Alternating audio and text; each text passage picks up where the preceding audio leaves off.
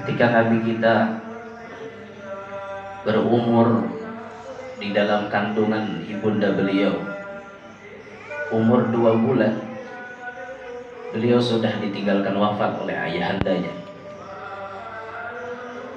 Dilahirkan Rasulullah ke muka bumi sudah dalam keadaan yatim. Ujian yang berat diterima oleh Nabi kita SAW. Terus ujian itu bertambah sampai Nabi kita umur 6 tahun, ibunda tercinta meninggalkan beliau. Ketika ulun melihat sosok adik-adik sekalian, tentunya ini membuat kita kegenangan lawan Nabi Muhammad SAW. Kayak apa beratnya menjadi anak yatim. Memang ulun pribadi kada suah jadi anak yatim. Sampai saat ini mama abah ulun masih hidup. Bahkan mintuha ulun, mertua ulun, kedua-duanya masih hidup. Kada pernah mengalami yang namanya jadi anak yatim. Ulun kada bisa membayangkan bagaimana yang buhan pian-pian rasakan ini. Oleh karenanya Nabi kita SAW ketika berbicara sosok anak yatim, berbicara masalah anak yatim, Nabi sampai mengatakan kepada siapa yang sanggup maharagu, memelihara, membimbing kepada anak yatim, Nabi mengatakan ana wa kafilul yatim kahatain yushiru bis sababah wal wusta. Nabi kita menyebutkan aku dan orang yang menjamin, memelihara, menggaduh, maharagu lawan anak yatim kahatain, seperti ini di dalam surga. Nabi berisyarat dengan jari telunjuk dan jari tengah. Artinya orang yang menjamin kehidupan anak yatim, posisinya di dalam surga sangat dekat dengan Nabi Muhammad SAW. Inilah yang sudah dilakukan oleh ayahanda. Berapa banyak anak yatim yang sudah beliau jamin. Maka insya Allah ini menjadi modal bagi ayahanda dekat dengan Nabi Muhammad SAW. Kita bersyukur ada orang seperti ayahanda yang sanggup memelihara, menggaduh, bahkan menyalurkan apa cita-cita yang dicita-citakan oleh anak yatim tersebut. Ini sangat-sangat luar biasa dan ini sulit mencari tandingannya, Biar. Sulit mencari, apalagi sampai ribuan anak yatim. Sulit, sangat-sangat sulit. Doakan ayahanda semoga panjang umur, amin, sehat walafiat, selalu ditambahkan keberkahan dan luas rezeki yang halal, amin ya rabbal alamin. Tidak banyak nasihat yang ulun sampaikan kepada adik-adik semuanya, saudara-saudari ulun semuanya. Ketika pian sudah masuk di sini, pian dididik di sini, maka ambillah warisan yang telah diwariskan oleh Nabi Muhammad dengan sungguh-sungguh. Para nabi, para rasul tidak mewariskan dirham dan dinar. Yang mereka wariskan adalah ilmu. Maka ambil ilmu itu baik-baik, sungguh-sungguh. Man jadda wajada. Siapa bujur-bujur pasti dapat. Apabila kita hakon mengambil ilmu, pasti dapat. Ini contohnya dinglah.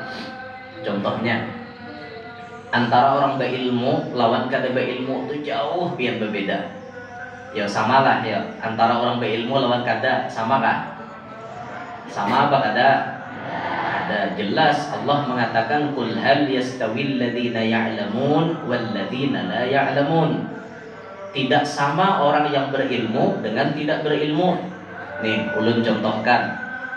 Misal orang yang kada berilmu, air ledeng sejumlah 20 liter itu harganya cuma Rp2.000. Itu dijual di kampung-kampung Rp2.000.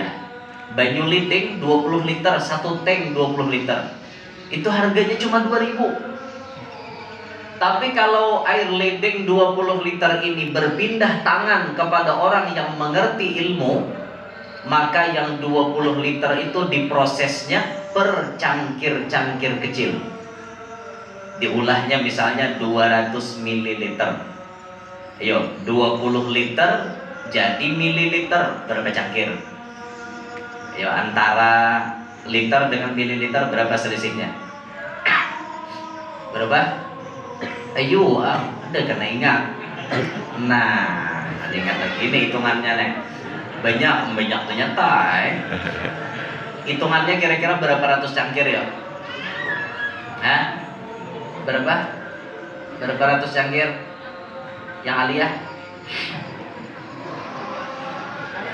Antara liter dengan mililiter itu berapa tingkat tuh? Ulun kurang ingat juga. Nah, berapa?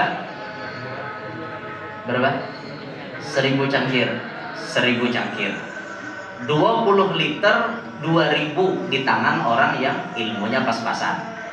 Ketika orang ini berilmu lebih, diprosesnya per cangkir dapat 1000 cangkir, dijualnya per cangkir 500 rupiah. Sekarang berapa keuntungannya? 500 kali 1000. Banyak pulang. 500 kali 1000 berapa? 500.000. Modal 2000 jadi 500.000. Itu kalau berpindah tangan kepada orang yang berilmu. Belum lagi pian kalau berpindah tangan ke tempatnya orang alim. Belum. Guru minta banyu, Guru minta banyu, Itu sekali tiup bisa jadi 1 juta pian. Semuanya dengan berkah ilmu. Maka pesan ulun dengan adik-adik semuanya, mari semangat menuntut ilmu. Jangan putus asa mengambil ilmu. Pokoknya ujian apapun yang diterima saat menuntut ilmu itu wajar-wajar aja. Wajar sakit-sakit dahulu, bersenang-senang tuh kaina. Jarumai ramagin adalah berakit-rakit ke hulu, berenang ke tepian. Sakit-sakit dahulu, susah-susah dahulu, baru kemudian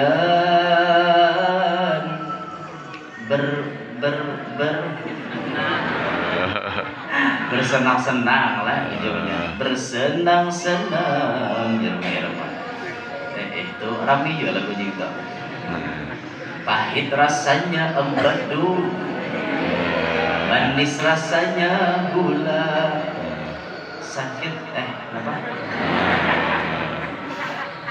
Sakit-sakit, susah-susah dahulu, baru kemudian berbahagia. Itu. Biar aja sakit dulu ada apa? Sakit kan lagi sekolah tuh, ya Allah, makanan iwak kari. Ada apa? Sakit pemakan, belanja duit terbatas, tapi kayaknya lihat bila kita sudah sukses mengambil ilmunya Rasulullah, maka Allah datangkan dunia yang mendekat kepada kita. Semangat, mari semangat semuanya, adik-adik khususon, semangat untuk menuntut ilmu, mengambil warisan daripada Nabi Muhammad. Kepada yang tuha-tuha pun sama. Karena ilmu Rasulullah itu kada terbatas hanya untuk nanum-anum. Nang tuha-tuha pun disuruh mengambil ilmu daripada Nabi Muhammad SAW. Makanya kita hadir majelis, kita hadir di mana-mana ada pengajian. Tujuan untuk memutiki, mengambil ilmu yang diwariskan Nabi Muhammad SAW. Hanya itu pesan singkat yang dapat ulun sampaikan. Intinya semangatlah dalam menuntut ilmu. Demikian yang dapat ulun sampaikan. Subhanakallahumma wa bihamdik, asyhadu an la ilaha illa anta, astaghfiruka wa atubu ilaik. Wassalamualaikum warahmatullahi wabarakatuh.